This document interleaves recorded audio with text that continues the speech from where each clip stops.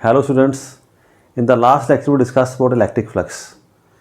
Electric flux में हमने क्या डिस्कस किया था कि there are electric lines of force which are going away from a positive charge. कोई लाइन्स हैं जो पॉजिटिव चार्ज से अवे जा रही हैं, ऐसी भी हो सकती हैं, और नेगेटिव चार्ज है lines are coming towards that, ऐसा भी हो सकता है।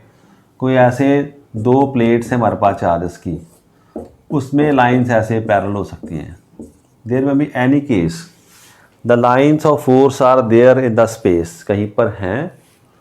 वो क्या हमने देखा, फ्लक्स ज़्यादा की मीनिंग क्या, greater number of lines are passing through the surface. ऐसे सरफेस है, कितनी लाइन सरफेस से पास कर रही हैं, that is called electric flux.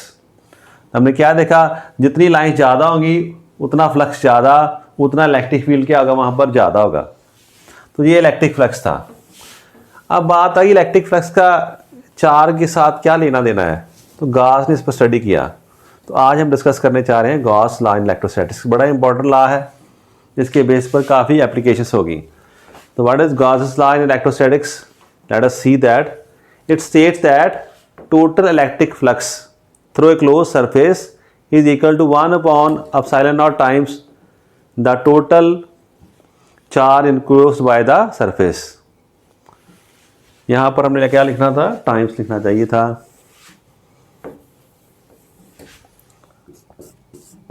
ऐसे sorry, it state the total electric flux through a close surface is equal to 1/ε times the total charge enclosed by the surface. तो Gauss ने हमें बताया कि हमारे पास कोई भी सरफेस है, कैसा भी सरफेस हो कैसा, क्लोज सरफेस। बात की थी ना क्लोज सरफेस, जो सरफेस सारी तरफ से बंद है, सरफेस ऐसा सरफेस है, उसमें से जो इलेक्ट्रिक फ्लक्स बाहर आ रहा है, आप यहां पर देख रहे हो इलेक्ट्रिक फ्लक्स आ रहा है,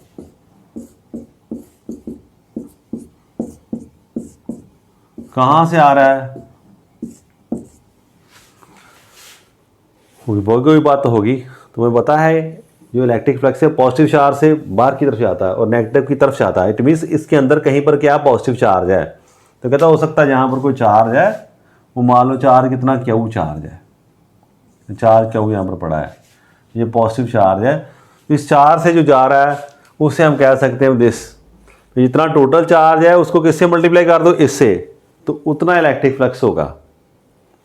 अब चार्ज ए हो सकता, देयर में भी many charges, Q1 Q2 Q3 Q4, कुछ प्लस के होंगे कुछ माइनस के होंगे, जो भी है टोटल फाइंड कर लो उनका, सभी चार्जेस का टोटल फाइंड कर लो। जितना चार्ज बनेगा that will give us the net electric flux, अगर उसको 1/ε0 से मल्टीप्लाई कर दें। इससे मल्टी पता ना ये क्या चीज़ है, ε0 it is permittivity of free space. Free space means vacuum, vacuum की जो परमिटिविटी है ε0, इससे अगर मल्टीप्लाई कर दें तो वो हमें इलेक्ट्रिक फ्लक्स देगा। ये हमारा लॉ है।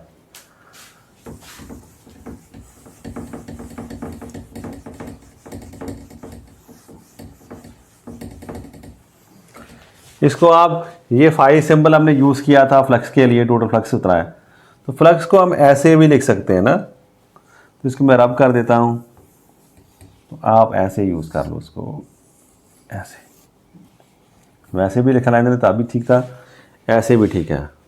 अब बच्चों को ये इंटीग्रेशन की समझ नहीं आती कभी कभी, पता है आपने मैथमेटिक्स में पढ़ा है वैसे, फिर भी फिजिक्स वाले अपने हिसाब से बताते हैं। होता क्या हमारे पास, देर आर, जैसे बहुत पॉइंट्स यहाँ पर पड़े हैं ना, एक प्रोसेस है डिफरेंशिएशन,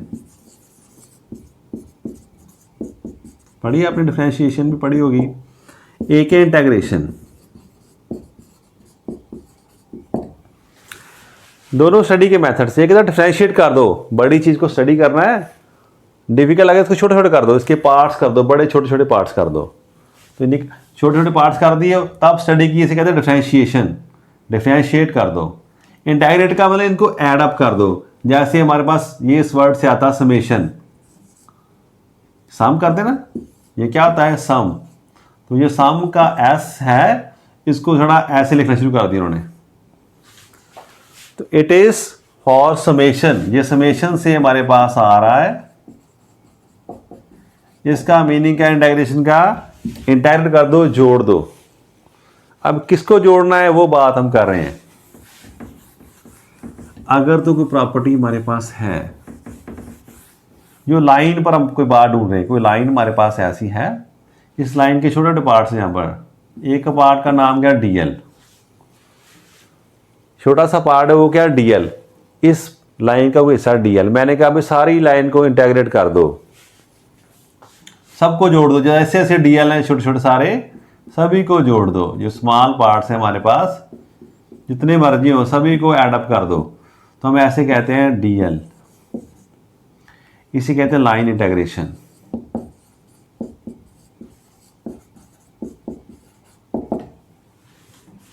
ऐसे कह देते हैं। और इसके पाँव नीचे एल लिख देते हैं, एल। एक सिंबल ऐसे लिख रहे हैं लोग, लाइन इंटीग्रेशन को ऐसे लिख देते हैं हम, थोड़ा सा ऐसे कर दें, ऐसे मैं लिखता हूँ यहाँ पर लाइन, ये रफ वर्क है बस समझने के लिए, आर्टिकल पार्ट नहीं है। लाइन इंटीग्रेशन एक हमारे पास आएगी सरफेस इंटीग्रेशन, एक आएगी वॉल्यूम इंटीग्रेशन। थोड़ा हल्का इनका डिफरेंस समझ लो। एक तो सिंबल ऐसे यूज हो रहा है हमारे पास, समेशन, ऐसे कोई लाइन है तो ये डीएल कर दिया, इट मीन्स लाइन इंटीग्रेशन। कुछ लोग इनके पैर में एल डाल देते हैं, डन, शो करने में लाइन की बात हो रही है। यही लोग जो जहाँ पर आएंगे तो वो कहेंगे सरफेस हमारे पास है, ऐसा कोई सरफेस, 2 डायमेंशनल सरफेस है, कोई भी सरफेस है, पेज ऐसा है, ऐसे अच्छा नहीं लगता था, ऐसे लिख दो। मान लो ऐसा हमारे पास कोई पेज ऐसा है, ये 2 डायमेंशनल सरफेस है, सरफेस है, इसकी कोई हाइट नहीं है, लेंथ है, ब्रेड्थ है, पर कोई हाइट नहीं है, तो सरफेस इंटीग्रेशन कहते हैं, डीएस। अगर ये वॉल्यूम है हमारे पास कोई ऐसा, तो इसके छोटे छोटे पार्ट्स को ऐड अप करना। छोटा सा पार्ट जहाँ उसका वॉल्यूम कितना, डीवी, सभी जो डीवी छोटे छोटे पार्ट सभी को ऐड अप कर दो, तो वो बन जाएगा वॉल्यूम इंटीग्रेशन। ऐसे लिखते हैं बी डीवी। एक तो ये परंपरा चल रही है हमारे पास। उसके पास क्या था, अगर लाइन क्लोज पाथ है, ये लाइन ऐसे घूम के फिर यहां पर आ रही है, क्लोज हो गई है, तो हम इसे कहते हैं क्लोज लाइन इंटीग्रेशन। ऐसे कि सरफेस सारी तो उससे बंद हो गया सरफेस, तो उसे कहते हैं क्लोज सरफेस इंटीग्रेशन। वॉल्यूम के लिए ऐसा नहीं होता, वॉल्यूम इज ऑलवेज क्लोज हमारे लिए। एक तो ऐसे सिंबल के ऐसे चलता है ना, दूसरी तरफ कुछ लोग ऐसे चल रहे हैं, एक डायमेंशन के लिए ऐसे, 2 को सरफेस कहते हैं और 3 को वॉल्यूम कह देते हैं। लाइन इंटीग्रेशन की एक लाइन, सरफेस इंटीग्रेशन के लिए 2 लाइन्स लगाते हैं और वॉल्यूम इंटीग्रेशन के लिए 3 लाइन्स लगा देते हैं। फिर वहीं पर क्लोज हो तो ऐसे, इसमें क्लोज की बात नहीं है, तो ये नीचे एल एस वी लिखने की जरूरत हमें नहीं रहती। तब यहाँ से बंदा देखता है, एक लाइन देखता है, it means we are talking about line integration. इसका मीनिंग क्या, सरफेस है, इसका वॉल्यूम है। इसमें हमें नीचे से पता इट इज़ लाइन इंटीग्रेशन, ये क्या है, सरफेस की बात हो रही है, ये वॉल्यूम की। मीनिंग क्या, यहाँ पर ये बड़ा यूज़ करेंगे बार बार, इंटीग्रेशन, ऐड अप करना, सारे छोटे पार्ट्स को ऐड कर दो और टोटल इफेक्ट क्या मिला वो हमें नोट करना। तो पहले आप इसका मीनिंग समझते हैं, ये कैसे हमें दे रहा सरफेस का टोटल इंटीग्रेशन कैसे मिल रहा है और ये क्या बता रहा हमें। इसको प्रूफ करने के लिए हमें, इसका हम नेक्स्ट प्रूफ करने जा रहे हैं। हम सिंपल सा काम लेते हैं, गॉस लॉ की स्टेटमेंट आ गई, तो हमें क्वेश्चन आता है ऐसे, state and prove Gauss law in electrostatics. तो स्टेटमेंट हमने दे दी, अब प्रूफ की बात करने जा रहे हैं।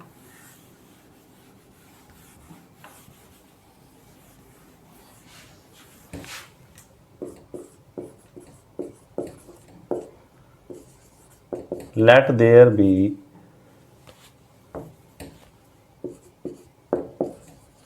ए चार्ज, कौन सा क्या हो, अगर नहीं बताया इट मीन्स पॉजिटिव की बात है, प्लेस्ड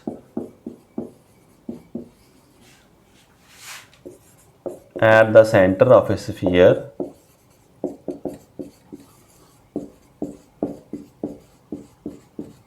of radius r।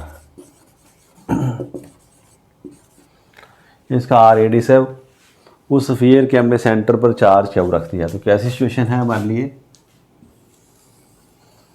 ऐसी अगर लाइट वहाँ पर आ रही है तो आप थोड़ा सा प्लेस चेंज कर दें, यहाँ पर आ जाए।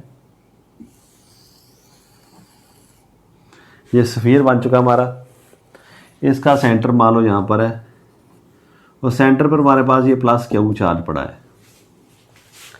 अब ये सरफेस क्लोज है, हमने क्या फाइंड करना, हमने फाइंड करना टोटल फ्लक्स। हमें क्या चाहिए, टोटल फ्लक्स हमें पता करना। तो पहले टोटल फ्लक्स कैसे आएगा, तो सारी तरफ से इसके बाहर की तरफ सभी तरफ लाइन जा रही हैं, इलेक्ट्रिक फील्ड जा रहा है, इलेक्ट्रिक लाइन से फोर्स जा रही है। हमने छोटा सा सरफेस यहाँ पर ले लिया, इस जगह पर जाकर ये पॉइंट है, यहाँ पर हमने we take a small surface here, जैसे ये हमारा बॉल है, बॉल पर छोटा सा हिस्सा ले लिया, ये सरफेस आ गया। तो यहाँ पर क्या होगा, एक तो इलेक्ट्रिक फील्ड होगा ड्यू टू दिस चार्ज। अगर चार्ज है तो हमने पढ़ा जहाँ पर इलेक्ट्रिक फील्ड है, it is away from this, यहाँ पर इलेक्ट्रिक फील्ड है। दूसरा हमने क्या पढ़ा, जो रेडियस वेक्टर क्या होता है, सरफेस पर 90 डिग्री पर आता है। यहाँ पर भी 90 आएगा, यहाँ पर भी 90। सरफेस पर हमेशा जो रेडियस लाइन जा रही है वो सरफेस पर हमेशा 90 डिग्री का एंगल बनाएगी। तो सरफेस का इसका जो एरिया है ds, तो पढ़ा था हमने एरिया इस एरिया वेक्टर, जब उसके साथ में हम डायरेक्शन लगा देते हैं जो उसके 90 डिग्री पर होती है। तो क्या देखा हमने, ये को पॉइंट हमारे पास P है, इस P पॉइंट पर हमने क्या देखा, छोटा सा सरफेस एरिया ले लिया हमने ds। तो हमने क्या पढ़ा था, अब देखते हैं अभी, फिर आपको इसका मीनिंग पता चलेगा ये क्या चीज़ है। यह टोटल इलेक्ट्रिक फ्लक्स कैसे है वो बात हम अभी करते हैं।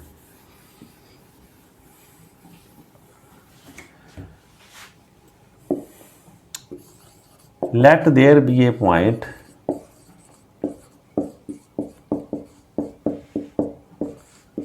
on the surface of sphere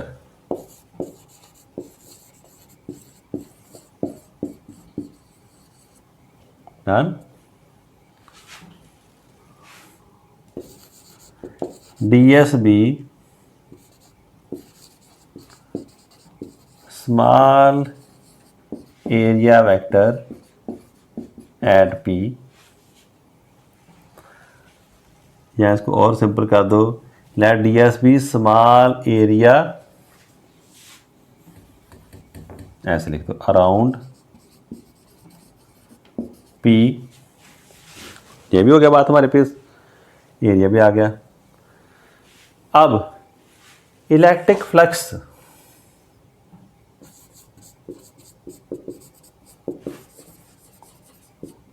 through small area ds is, ये क्या होगा हमारे लिए, तो पढ़ा था हमने कल, electric flux through any surface, याद आया, E और साथ में क्या, एक तरह E a cos थीटा ऐसे पढ़ा था। कोई भी इलेक्ट्रिक फील्ड है जैसे ऐसे लिख दो, ऐसे पढ़ा था, E डॉट ए वेक्टर, ऐसा भी बताया था। ये ई वेक्टर ds भी हो सकता है ना, अगर स्मॉल है तो हमारे लिए ds का मीन स्मॉल, बस यही है एरिया वेक्टर। तो हम क्या कह रहे हैं, electric flux through small area ds। अब ये एरिया बड़ा छोटा सा है, थोड़ा एरिया से है, थोड़ी एरिया में लाइंस भी थोड़ी पास करेगी, तो इसमें से इलेक्ट्रिक लाइन्स है वो भी थोड़ी आ रही हैं, तो इलेक्ट्रिक फ्लक्स भी क्या होगा, थोड़ा होगा। तो क्या देखा, डी फाई क्या आएगा, E dot ds, area vector आ गया जहां पर ना, एरिया जो उसकी 90 डिग्री पर ले लें आप डायरेक्शन, तो ds, E ds ये है स्मॉल ए electric flux through small area ds। ये थोड़े से एरिया से ds से जितना इलेक्ट्रिक फ्लक्स जा रहा है। हमें क्या करना, हमें ये फाइंड करना टोटल फ्लक्स क्या होगा ना,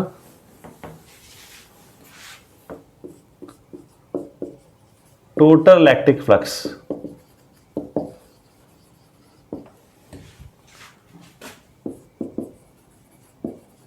थ्रू द स्फीयर, वो क्या होगा।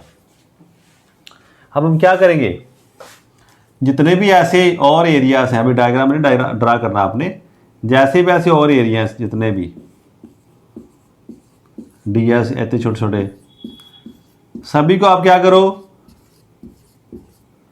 सभी को हमने ऐड करना है। सारी तरफ से जितने छोटे छोटे एरियाज है सभी में से, तो उससे हमसे पूछो तुम्हारा भैया इतना है, तुम्हारा कितना, तुम्हारा कितना, तुम्हारा कितना, तुम्हारा कितना, जितने भी हों सारे, 10 हैं, 100 है, 10 लाख है, 20 लाख, जितने भी हो सारे एरिया ऐड हमने करने हैं। तो हम इसको कैसे ऐड करते हैं, देयर वी यूज इंटीग्रेशन, सभी के सम को हम क्या कहते हैं, इंटीग्रेट कर दो। तो टोटल एक्टिव फ्लक्स हमारे पास बन गया ऐसे फाई, इसे हम कहेंगे डी फाई, सारे ही ऐसे ऐड कर दो। कहाँ पर ऐड करेंगे, अब बात आ रही है कैसे करें हम, तो अब आएगा वहां कहाँ पर हो रहा है, ई डी एस, पहले इसको और सॉल्व कर लो।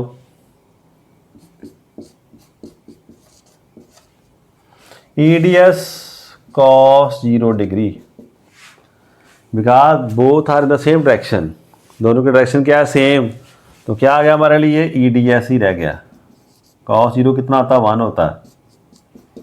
तो मैंने एक स्टेप पे कर दिया, ब्लैक बोर्ड को जगह बचाने के लिए आप 1-2 स्टेप्स लिख सकते हो। ई डी एस है हमारे लिए, तो ये टोटल फ्लक्स कितना आ गया, ई डी एस, डन। इसे आप पहले ऐसे भी लिख सकते थे, चलो ज़्यादा कंफ्यूज नहीं करना आपको, भाई यहाँ पर ऐसे लिख दो और ये क्लोज सरफेस आ गया। तो ये टोटल फ्लक्स हमारे पास क्या आ गया, यहाँ से ये चीज़ बन गई।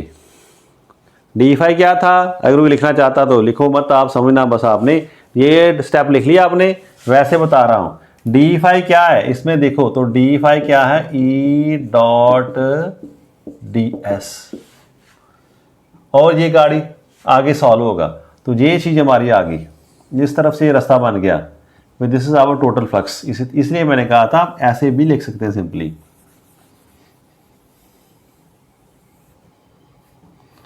चलो हम ऐसे टोटल फ्लक्स आ गया हमारे लिए इतना। अब नेक्स्ट देखते हैं इलेक्ट्रिक फील्ड कितना होगा वहां पर, what is electric field due to charge Q,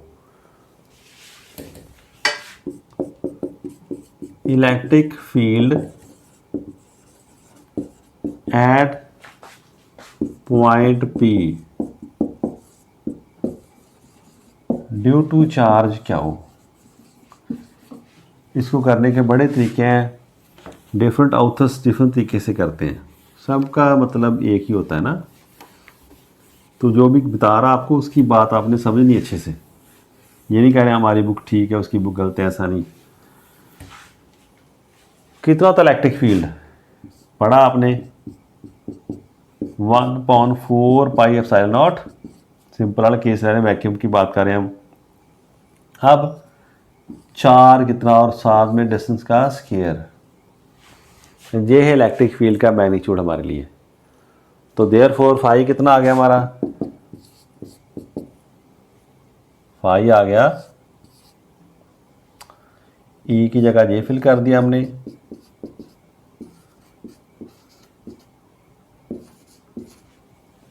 अब डिफरेंशिएशन और इंटीग्रेशन को, तो इसको क्या करेगा, ये तो कांस्टेंट थिंग्स हैं, जो कांस्टेंट थिंग्स हैं उससे इसका लेना देना कुछ नहीं होता, ये उससे बाहर आ जाती हैं।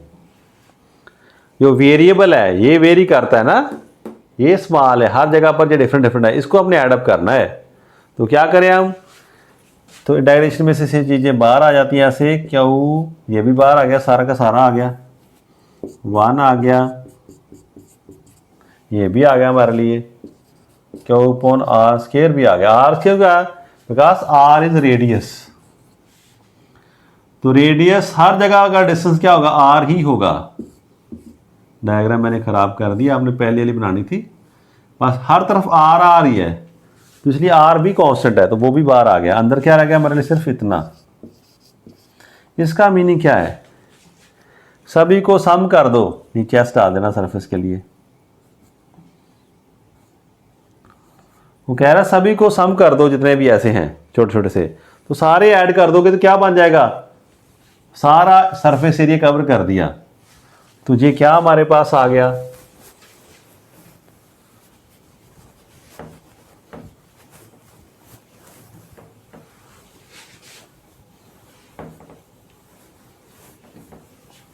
हियर ये क्या है, ds क्या चीज है, सभी को ऐड कर दो तो क्या बन जाता है, टोटल सरफेस एरिया। तो बताओ स्फीयर का कितना होता है, ये स्फेरिकल बॉडी, तो इसका होता है 4πr²। तो देयरफॉर ये फाई कितना आ गया, ऐसा था लिखा हमने, Q/r² हमारे पास था, मल्टीप्लाई कर दिया दिस r² से, 4π कैंसिल, r² कैंसिल, क्या आ गया हमारे पास,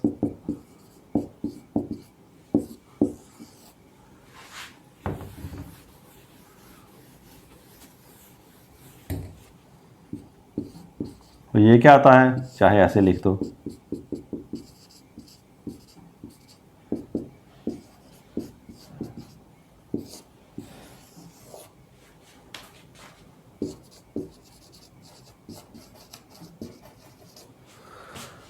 ऐसे हमने इसको प्रूव कर दिया।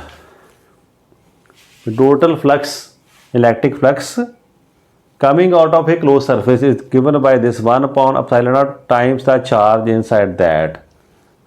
तो इसको भाई जान कैसे लिखते हैं हम, ऐसे लिखने से याद रखना पड़ेगा बच्चों को, this is total electric flux coming through a close surface. इस रिलेशन को हमने बार बार यूज़ करना आगे। तो ये बड़ा आसान था आपके लिए ना, याद रख लेना इसे कैसे करते हैं, बस इलेक्ट्रिक फील्ड यहाँ पर कितना वो फिल कर देना, सारी चीज़ें कांस्टेंट होगी, बस ds अंदर रह जाएगा। ds क्या बनेगा, बस जब इंटेग्रेशन होगी it become total surface area. तो स्फीयर के केस में याद रखना क्या होता है, 4πr², वैल्यू फिल कर दी तो कैंसिल होकर हमारे पास बस इतना ही रह जाएगा। तो ऐसे हमने क्या फाइंड कर लिया, क्या प्रूव कर दिया, गॉस लॉ इन इलेक्ट्रोस्टैटिक्स। अब देखना जो आपकी थोड़ा सी मेहनत कर ली आपने, ये बड़ी काम आएगी आपके। कूलम के लॉ में क्या डिफ़िकल्टी है, डिफ़िकल्टी नहीं है, कहते कहाँ पर वो नहीं यूज़ हो सकता। कूलम के लॉ को हम यूज़ करके जो चार्जेस डिस्क्रीट हैं वो वर्ड में यूज़ करें। डिस्क्रीट मीन्स एक चार्ज यहाँ पर पड़ा है, दूसरा चार्ज यहाँ पर पड़ा है, ऐसे चार्जेस पड़े हैं, तो हम इसके कारण इलेक्ट्रिक फील्ड वो लगाकर फार्मूला फाइंड कर सकते हैं, फोर्स भी फाइंड कर सकते हैं।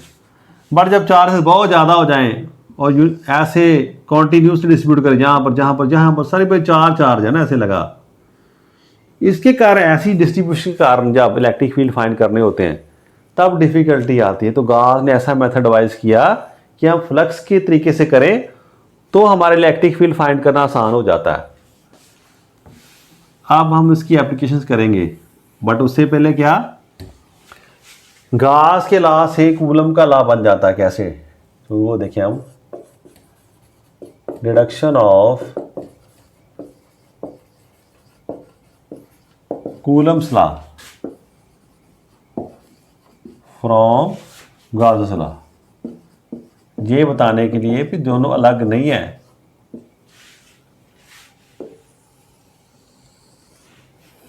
करें हम, अब गॉस कूलम का लॉ बताना आपको क्या है, याद है, दो चार्जेस हैं हमारे पास Q1 और Q2, इनमें फोर्स कितनी होती है, 1/4πε0 Q1 Q2/r², ऐसी थी है ना, ये लॉ आ गया याद आपको। ऐसा लॉ क्या हम गॉस के लॉ को यूज़ करके हम कूलम का लॉ ड्राइव कर सकते हैं, डिड्यूस कर सकते हैं, वो बात हम करने जा रहे हैं अभी। देखिए पहले, so let there be two charges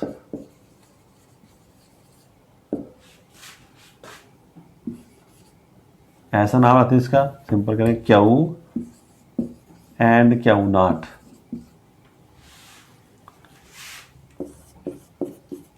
separated by distance r, distance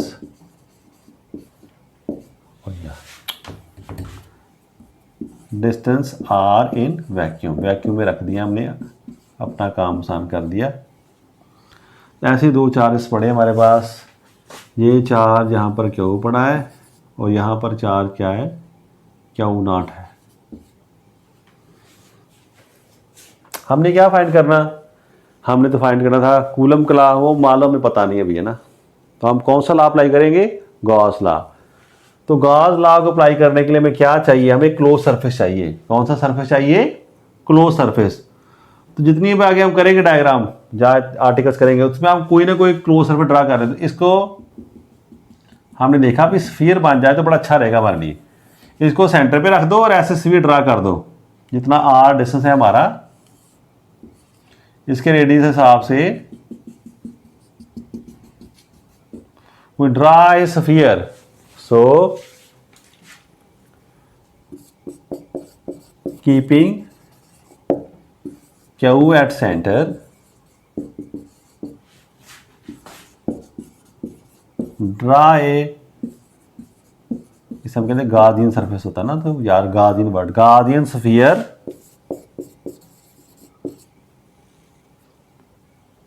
as shown in figure.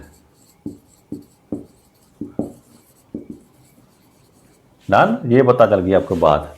अब देखो क्या होगा हमारे लिए। अब हमें नेक्स्ट क्या करना हमारे लिए, यहां पर हमने इलेक्ट्रिक फील्ड फाइंड करना, किससे, गॉस लॉ अप्लाई करके, है ना। तो देखिए फिर हम, let ds be small area at Q naught. यहां पर कोई Q नॉट चार्ज है बड़ा, या स्मॉल एरिया रखते हैं हमने ds। तो अप्लाइंग गॉस लॉ क्या करेंगे हम, ऐसा आ गया मतलब ई D S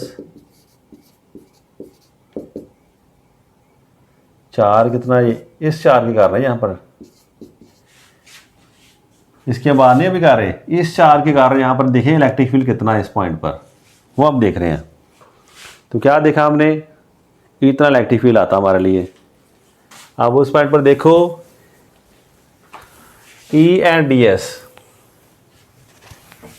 electric field and area vector, they are in the same direction.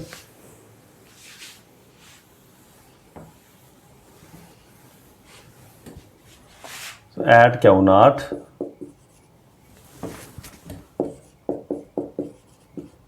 क्या देखा हमने, E and D S are in same direction. वहीं पर भी नहीं, कहीं भी बार रख के देख लो, यहां पर आओगे तब भी देखोगे आप इलेक्ट्रिक फील्ड और एरिया वेक्टर दोनों एक ही डायरेक्शन में होंगे। हर जगह पर ऐसा दिख रहा हमें। तो ई डी एस क्या है हमारे पास, cos 0 डिग्री। अब क्या आ गया, ई डी एस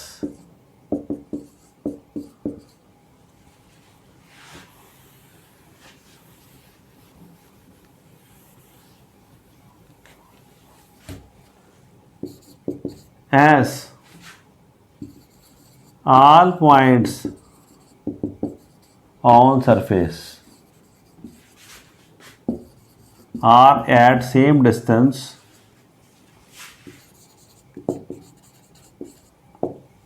कौन सा, R, so magnitude of electric field कौन सी है, that is E is constant over the surface. वो कह रहा है E की डायरेक्शन तो चाहिए, जहां पर E ऐसा हो सकता है, डायरेक्शन के कारण इसकी डायरेक्शन अलग हो सकती है, बट E का जो मैग्नीट्यूड है वो हमेशा किसी भी पॉइंट पर सेम ही रहेगा, बिकॉज इसका डिस्टेंस क्या है, सेम है फ्रॉम ऑल द पॉइंट्स। तो सिमेट्री के कारण मैग्नीट्यूड हर जगह पर सेम है, सिमेट्रिक हमने इसीलिए सरफेस लिया। तो ये कांस्टेंट है हमारे लिए। ये अब एक पॉइंट काम है, ई बाहर आ जाता है इसमें। तो क्या हमने देखा, ई तो बाहर आ गया, कहता मैं तो कांस्टेंट हूँ, मैं तो बाहर चलूँ, ये बाहर आ गया यहाँ से। अब बात वही आ गई, ये क्या चीज़ बन गई हमारी, अगेन जा now what is this, D S is कितनी वैल्यू होती है इसकी, 4πr² टोटल सरफेस एरिया आ गया। तो देयरफॉर क्या आपने देखा, E 4πr²। तो हमने गॉस लॉ अप्लाई किया। हम क्या फाइंड करने जा रहे हैं, electric field eight Q not. उसके कारण हमने इलेक्ट्रिक फील्ड फाइंड करना क्यू नॉट पर। क्या देखा हमने, कैसा आ गया, इसको उस तरफ ले जाओ तो आप देखोगे ऐसे हम लिख सकते हैं Q/r²। तो ये तो इलेक्ट्रिक फील्ड क्यू नॉट पर फाइंड कर दिया। इलेक्ट्रिक फोर्स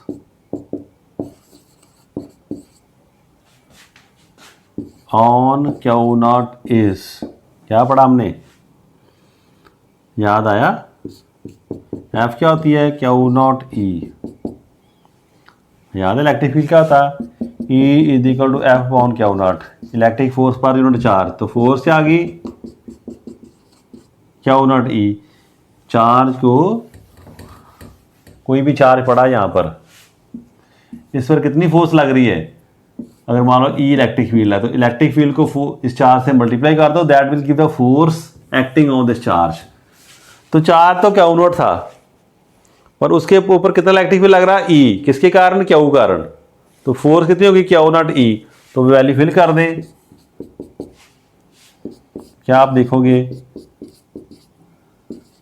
Q0 Q/r²,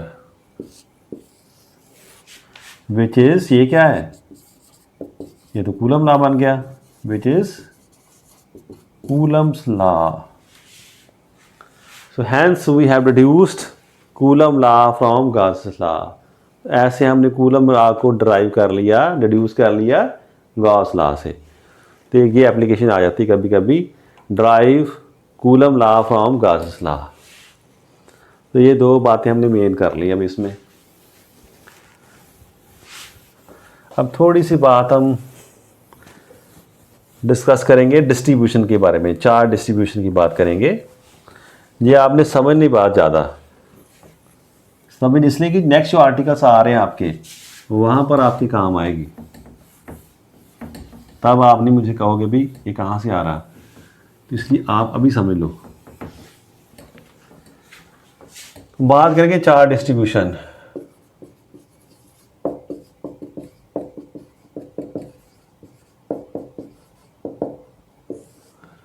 नाम ही शो कर रहा है, हमने क्या करना, चार्ज को डिस्ट्रीब्यूट कर देना। किसको करना, चार्ज को डिस्ट्रीब्यूट करना। तो देखो बात इसमें कौन कौन सी यूज होगी, ये तो यूज होगी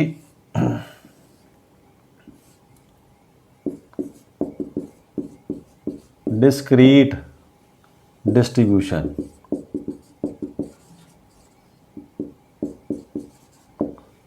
ये क्या होगी, कॉन्टिन्यूअस डिस्ट्रीब्यूशन।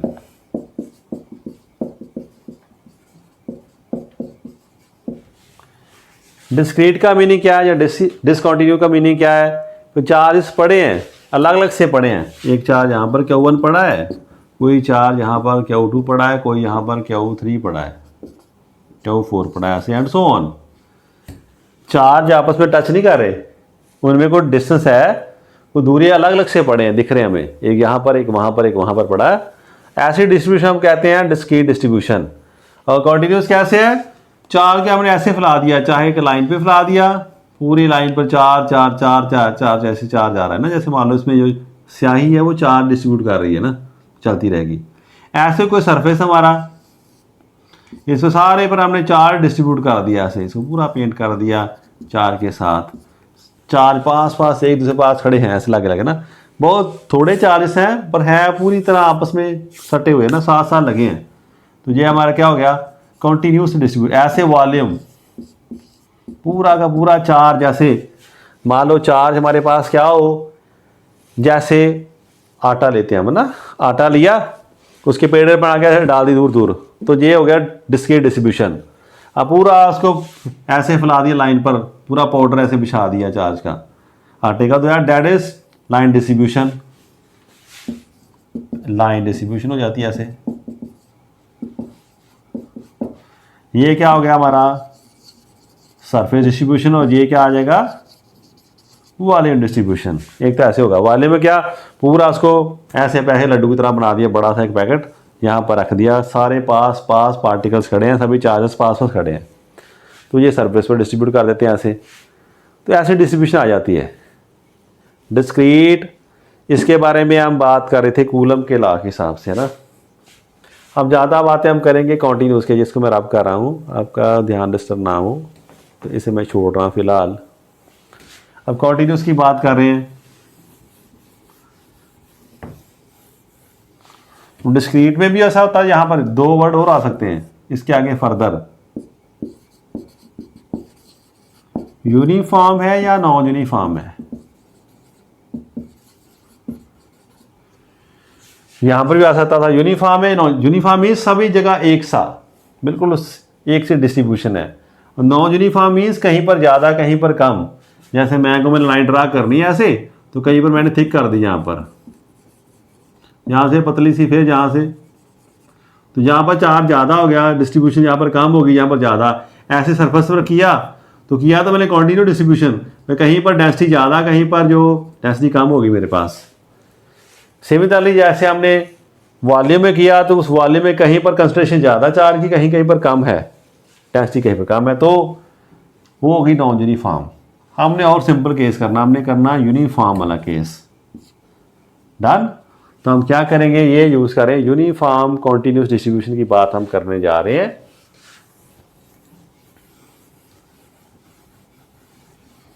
तो ऐसा केस हमारे पास आ जाएगा, पहला केस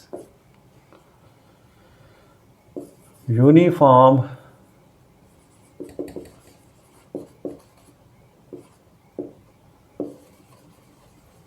लीनियर चार्ज डिस्ट्रीब्यूशन। अगर ऐसा हो, सो एक मान लो हमारे पास एक वायर है जिसकी लेंथ कितनी L in length of wire, इस पर हमने चार्ज यूनिफॉर्म डिस्ट्रीब्यूट कर दिया। चार्ज कितना Q, तो charge Q is distributed uniformly over length L। आ गया। देन ये चार्ज बटा L, इसे हम कहते हैं lambda, is linear charge density. बड़ी सिंपल सी टर्म है ना, क्यू बॉ लेंथ L लैम्डा। ये वर्ड कौन सा है, लैम्डा, ठीक है, याद रखना लैम्डा वर्ड है, कई बार हम यूज़ करते हैं इसको। तो इस केस में क्या चार्ज डिस्ट्रीब्यूशन ऐसे आ जाती है ना। अगर क्यू को लिखना तो we can write also here, Q को हम ऐसे लिखते हैं, Q is equal to lambda L। अगर कई बार ऐसा होगा भाई चार लेंथ दी है वायर की और आपको कहता है भाई लैम्डा इस लीनियर चार्ज डेंसिटी है, तो आप पता कर लोगे भाई इस लेंथ पर कितना चार्ज है, लीनियर चार्ज डेंसिटी को लेंथ से मल्टीप्लाई कर दो, जितनी भी लेंथ दी है तो वो उतनी लेंथ पर वो चार्ज कितना पड़ा है हमें पता चल जाएगा। तो अगर चार्ज यूनिफॉर्म डिस्ट्रीब्यूट है तो बड़ा आसान काम ऐसे कर सकते हैं हम, है ना। We will deal with this. Done हो गया हमारे पास, तो ये नोट कर लो आप, एक ऐसे क्वेश्चन ऐसे हम यूज़ करेंगे नेक्स्ट जब वायर की बात करेंगे, चार्ज डिस्ट्रीब्यूशन यूनिफॉर्मली। अब सरफेस की बात कर लेते हैं ना। यूनिफॉर्म यहाँ पर आ जाएगा, दो कर दें और यहाँ पर सरफेस यूज़ कर दें word, uniform surface charge distribution. तो हमारे पास ऐसी सरफेस है, इस पर हमने चार्ज यूनिफॉर्मली डिस्ट्रीब्यूट करता है एक साथ सभी जगह, ना किसी को कम ना किसी को ज़्यादा। मान लो let charge Q be distributed uniformly on area A, मान लो एरिया ले लिया मैंने ना, तो क्या होगा क्यू, देन क्यू अपॉन ए को हम कहते हैं, इसको नोट कैसे करते हैं, सिग्मा से। ये वर्ड कौन सा है, सिग्मा है ना, ये वर्ड कौन है, सिग्मा। सिग्मा ऐसा भी होता है, ये बड़ा सिग्मा होता है, कैपिटल सिग्मा, ये स्मॉल सिग्मा। जैसे जेड बड़ा वाला ऐसे, छोटा वाला ऐसे है ना, यूज़ करते हैं हम।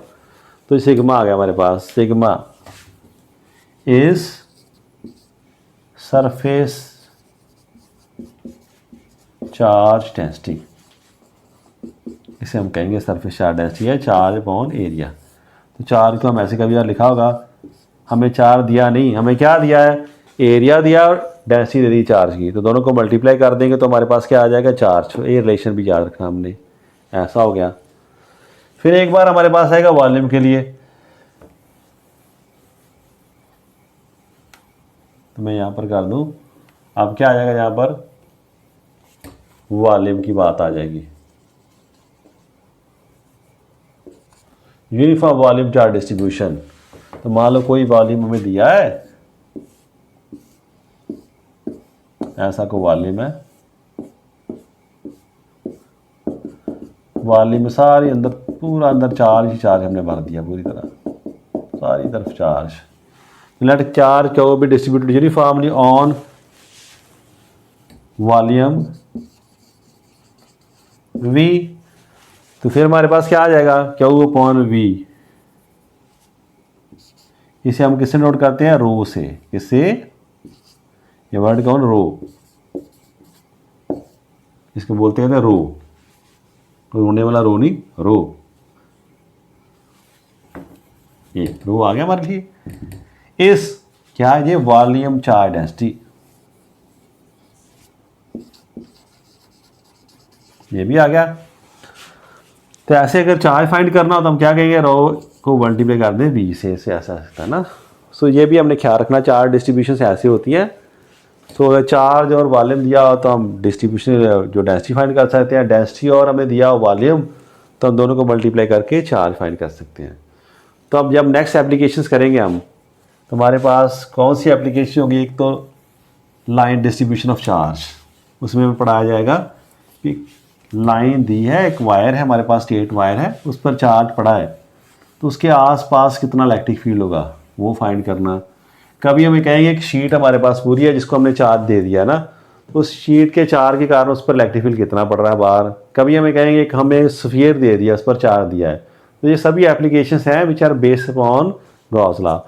तो अब इस जो लेक्चर मैं दे रहा हूँ उसको अच्छे से पढ़ लो, because based upon this there would be many applications. Thank you class.